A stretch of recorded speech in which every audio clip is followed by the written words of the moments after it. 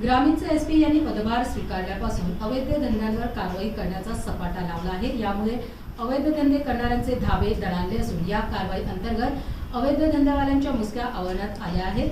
ग्रामीण पोलिसांची कारवाई न करण्याची प्रतिमा यामुळे उजळून निघत आहे। अशीच कारवाई पिशोर पोलिसांनी अवैध दारू विक्रेत्यांविरोधात करून 3 गुन्हे दाखल करत सुमारे 44,000 रुपयांचा मुद्देमाल जप्त केला आहे।